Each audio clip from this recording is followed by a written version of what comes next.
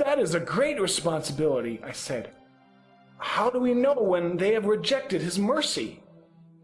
Disobedience brought death, and obedience will bring life. When I walked with God, he taught me his ways. As I walked with him, I began to know him. You must walk with God and learn of his ways. Your authority is his authority, and you must be one with him in order to use it. The weapons of his army are not carnal.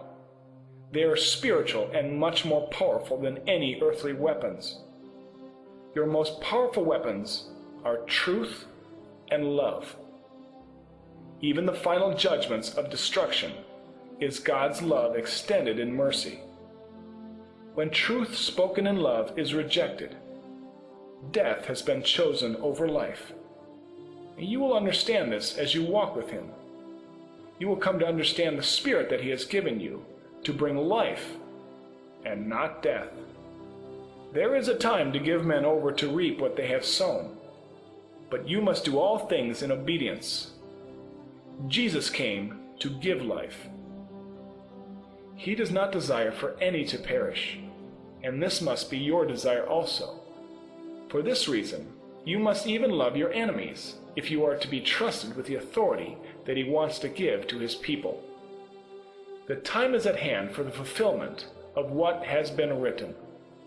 His people have prayed for more time, and he gave it to them. However, few have used it very wisely. You have a little more time, but soon the time can no longer be delayed. The time is near when time itself will seem to speed up. As it is written, when he comes, he will come quickly. However, you are not to fear the times. If you fear him, you do not need to fear anything that is coming upon the earth. All that is about to happen is coming so that his wisdom can again prevail on earth, just as it does in heaven. All the evil that was sown in mankind is about to be reaped. Even so, the good that he has sown will also be reaped. Goodness is stronger than evil. Love is stronger than death. He walked the earth to destroy the works of the devil, and he will finish what he has begun.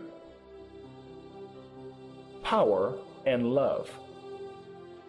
As Adam talked, I was captured by his grace and dignity.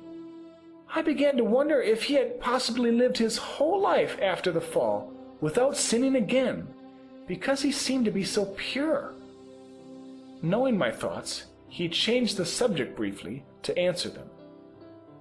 I lived long on the earth because sin did not have a deep root in me. Even though I had sinned, I was created to walk with God, and my desire was still for him. I did not know the depths of sin that the following generations knew. As sin grew, life was shortened. But in every generation, those who walked with God touched the life that is in God. Because Moses walked so closely to God, he would have lived on if the Lord had not taken him. Enoch walked with him so closely that the Lord had to take him as well.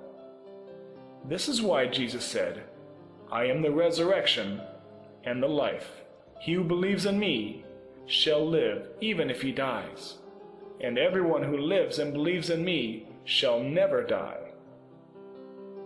What you are seeing in me is not just the lack of sin, but the presence of life that I had on the earth.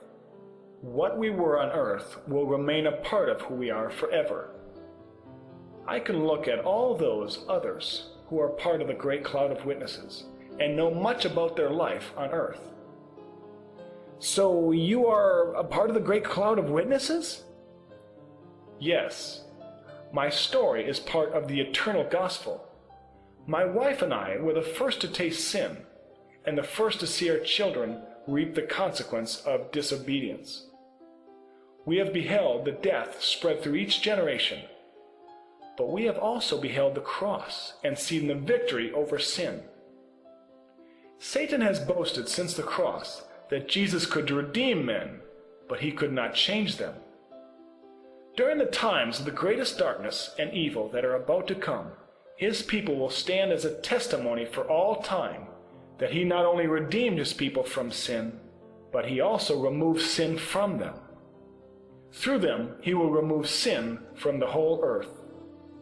He will now display to the whole creation the power of his new creation. He did not come to just forgive sin, but to save mankind from sin. And he is returning for a people who are without stain from the world. This will come to pass in the most difficult of times. I was created to love the Lord and to love the earth, as were all people. I have loathed the sight of the world's rivers becoming sewers. Even more, I have loathed the sight of what has happened to the human mind. The philosophies of the human mind, now filling the streams of human thought, are as loathsome as the sewage filling the rivers.